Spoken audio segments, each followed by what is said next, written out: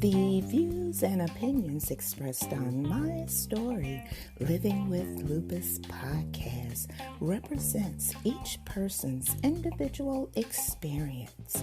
By listening to this podcast or reading our blog, you agree not to use this podcast or blog as medical advice to treat any medical condition in either yourself or others. As always, consult your own physician for any medical issues that you may be having. My Story Living with Lupus podcast is officially trademarked, all rights reserved.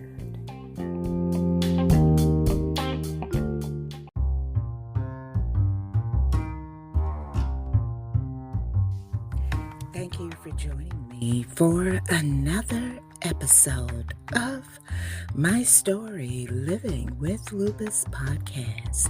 I'm your host, Susan Hendricks, and I'm so glad that you could join me on this Saturday, December 18th, 2021. Today's episode is all about the use of marijuana to help those with lupus. That's right. So, discretion is advised. Now, you know what I want you to do. That's right. All the way from the United States to the Southern District of Israel and Jerusalem. Thank you so much for tuning in.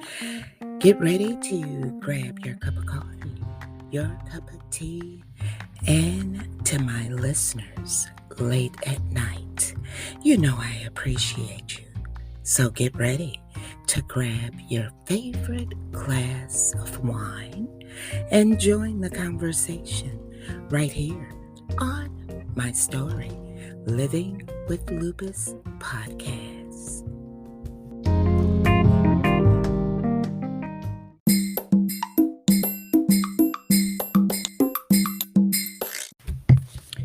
You know that medical marijuana has not been approved by the U.S. Food and Drug Administration, better known as the FDA, to treat lupus or any other condition. There exists a great deal that is still not known about whether medical marijuana can help people with lupus. Now, research is just starting to study how it might help manage or treat lupus. And I'm going to give you some information that you may need to know. Personally, if you already smoke it and it helps you and you have lupus, go for it. But this is what research is stating, and the information was retrieved from the Lupus Foundation, okay? Now, first we have to ask, what is medical marijuana? The term medical marijuana refers to the use of the marijuana plant or herb, also known as cannabis, to treat symptoms of illness and other conditions. People have used the marijuana plant or its extracts for medical purpose for thousands of years. However, there hasn't been enough research on how marijuana affects people to prove that medical marijuana is safe and effective. Marijuana contains active chemicals called cannabinoids The main cannabinoid is commonly known as THC, which gives users a high. Another often used cannabinoid is known as CBD, which doesn't produce a high and may relieve pain and inflammation. There are also hundreds of synthetic cannabinoid chemicals that are created in the laboratory that mimic natural cannabinoids. Products that contain natural or synthetic THC or CBD come in many forms.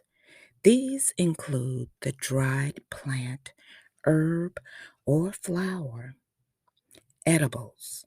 We're talking about brownies, cookies, candy, drinkables such as coffee, tea, lemonade, soda, and yes, even oils, which are taken orally, sprays and topical creams, and gels. Now, what is medical marijuana used for? People have used medical marijuana for a variety of health conditions, but the FDA hasn't approved medical marijuana as a safe, effective treatment for lupus or for any medical condition or symptoms. And that brings me to this point. Do you think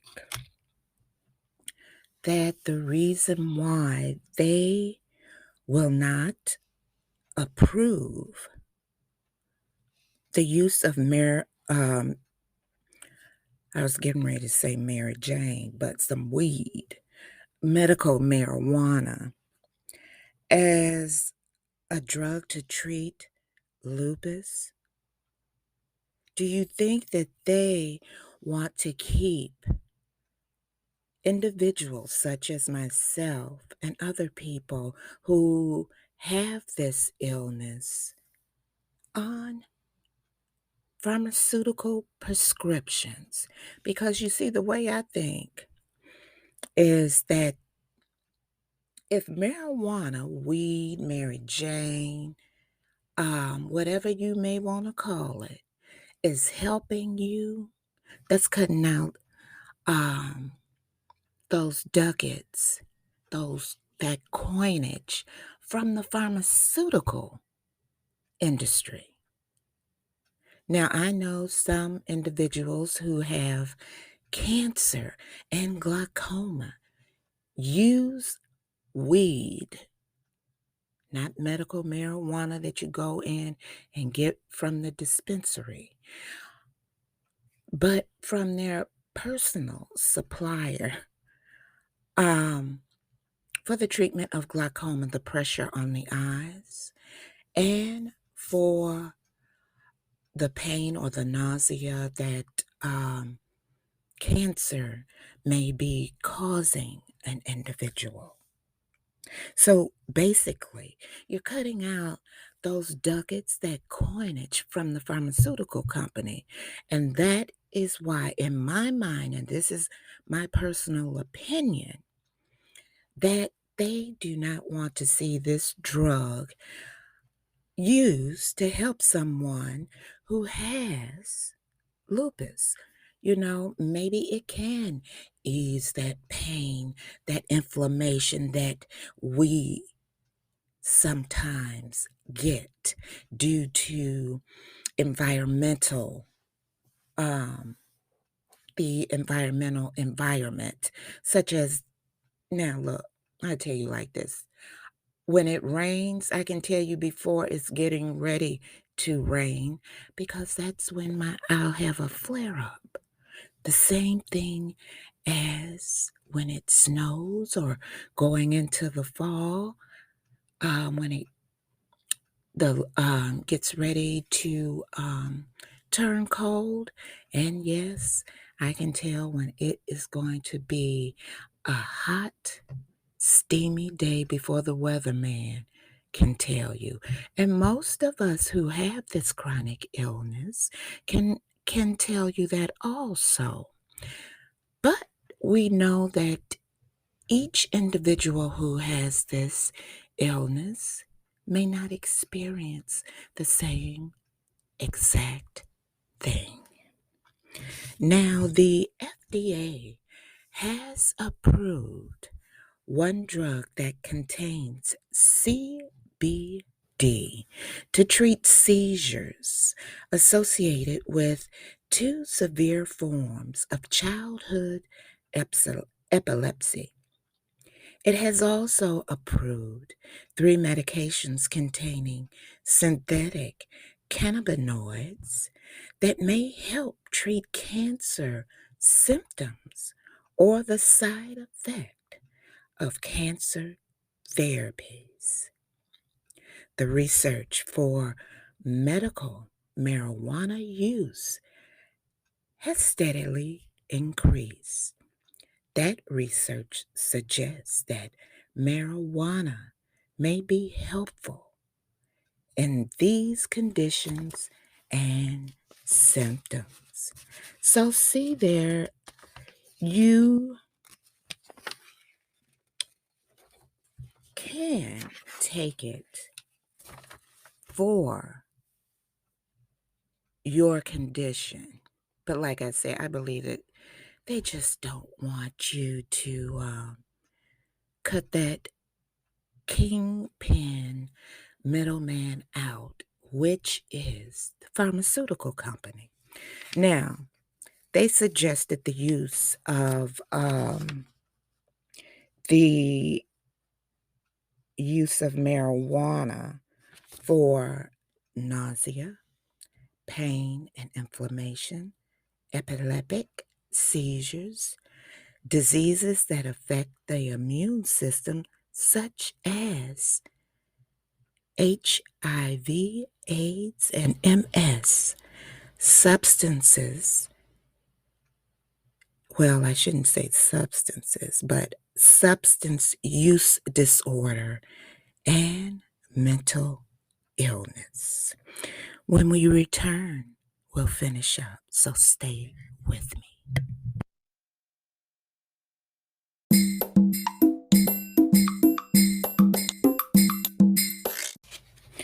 Thank you for rejoining me. We're talking about medical marijuana and lupus. Has there been any recent medical marijuana studies with people with lupus? There is only one currently ongoing study of medical marijuana for lupus. That study is looking at whether a potential new drug made from a synthetic cannabinoid can treat joint pain and swelling, inflammation, in individuals with lupus. The drug, which is called JBT 101, doesn't produce a high. Several smaller studies of other conditions involving the immune system have reported positive results with JBT 101. Until more research is done, they say they don't know if medical marijuana can help people with lupus. They don't know whether it can provide relief from lupus symptoms, if it interacts with drugs used to treat these symptoms, or whether it can lessen the side effects of those drugs. If someone with lupus is thinking about trying any alternative treatments or products including medical marijuana or even, and I hate to say it this way, weed from your personal supplier, talk to your physician first. Some of these products might not be safe, may interact with medications, or could make symptoms worse. You know, they call it the miracle drug to medicine. But whether CBD actually provides those benefits in a significant way remains to be seen. Only a few studies, small ones, have definitely proven the effectiveness of medicines that involve the cannabinoid system. To date, the only FDA approved medication containing CBD is Epidiolex, a medication used to treat 2 or more forms of severe epilepsy. Now, Epidiolex have had mixed results. Some have had reductions in seizures, and others haven't shown much improvement. We're not seeing as much success as what's been reported on social media. Now, the question remains, but it adds that so far it has only been prescribed for children with the most debilitating and difficult to treat seizures. In addition, some researchers believe that CBD works most effectively in combination with other cannabinoids and compounds found in the marijuana plant and what is known as the entourage effect. Thus, it would be less effective as an isolated chemical in a pill form, but that too remains unproven. And I wonder why they want to do everything in a pill. You prescribe these medications to those of us who are suffering from chronic illness that does our body more harm than good. And I am a number one example of that. I was on a lupus medication, and you have heard me speak about this several times on this podcast. And they took me off of the lupus medication because it was causing my body more harm than good. Here we have a natural plant that has been used for quite some time or I should say, for medicinal purposes. Okay. Um, so why keep pumping our bodies with these medications? And why not talk to patients and say, hey, let me try this. It's a natural plant and see how it works on you for your inflammation and pain and nausea. That's only my opinion. But we have to figure out what is CBD. Now, CBD is a form, as I stated earlier, of a cannabinoid Cannabinoids are a type of chemical that binds to CB1 and CB2 receptors found throughout the body. CB1 receptors are mostly located in the nervous system, connective tissues, gonads, glands, and organs. CB2 receptors are primarily found in the immune system, along with the spleen, liver, heart, kidneys, bones, blood vessels, lymph cells, endocrine glands, and reproductive organs.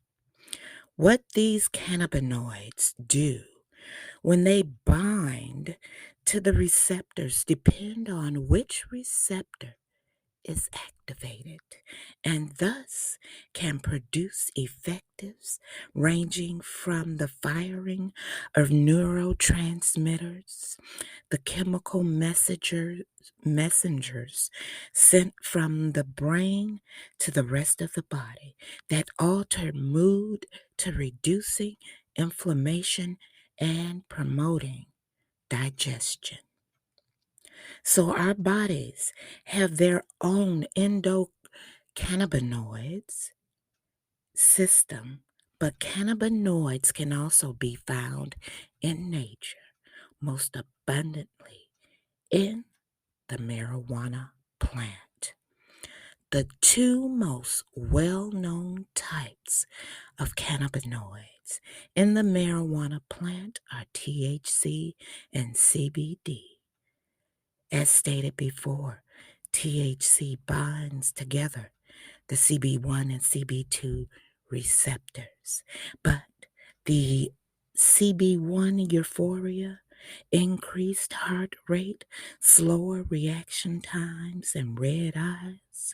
CB2 receptor binding results in the production of a series of proteins that reduce inflammation. These proteins are called resolvins because they appear to resolve inflammation. So, the question remains the same. If it helps, marijuana, weed, Mary Jane, whatever you want to call it, if it helps in inflammation, nausea, pain, why not test it among those who have lupus? The question remains the same, and the answer is, in my opinion, to cut out the kingpin, which is the pharmaceutical industry. No question about it. I'm going to make this podcast short and sweet because I know that you're getting ready to be with your family next week for the holidays. So when we return, I want to leave you with a thought, a meaningful thought. So stick with me.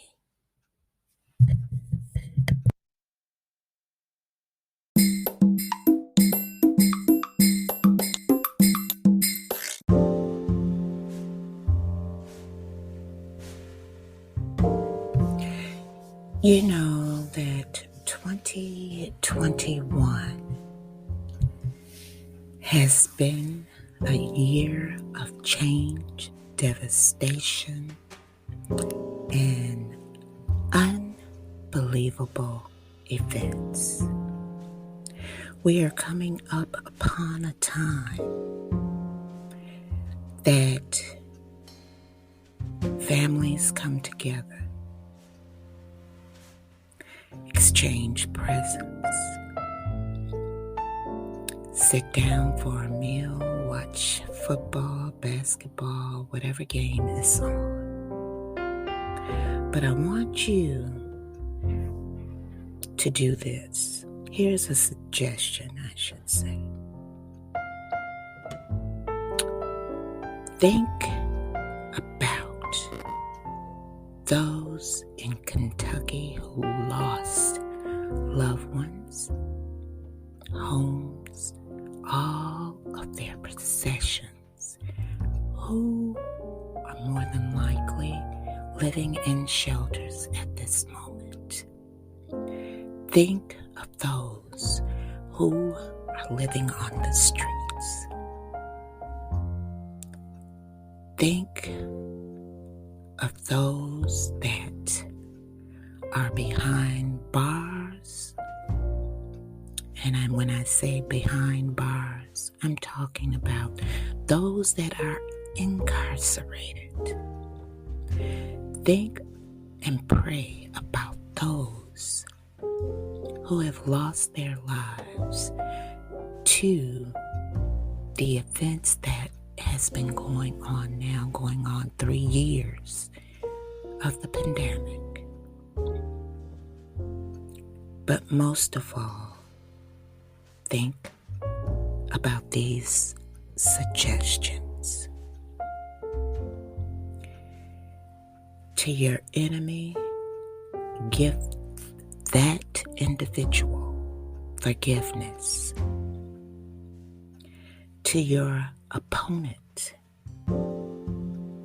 give tolerance.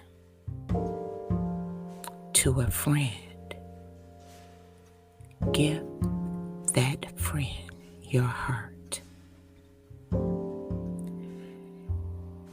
To all, charity. To a child, a good example. And most of all, to yourself,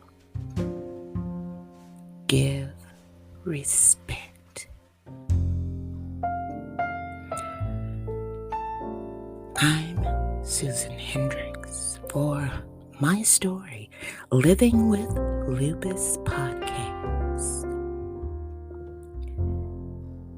No matter what the situation may be in your life, you have to keep it moving forward. I'll see you guys next year.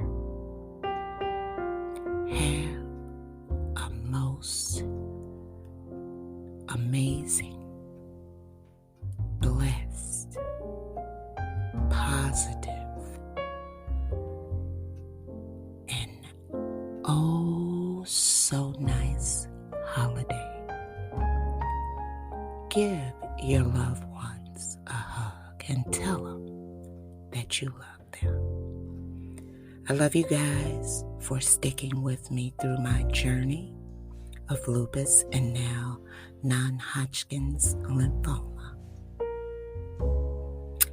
I am determined to make it into 2022 just fine. I'll see you guys next year. Enjoy your family. Enjoy your holiday. Be blessed.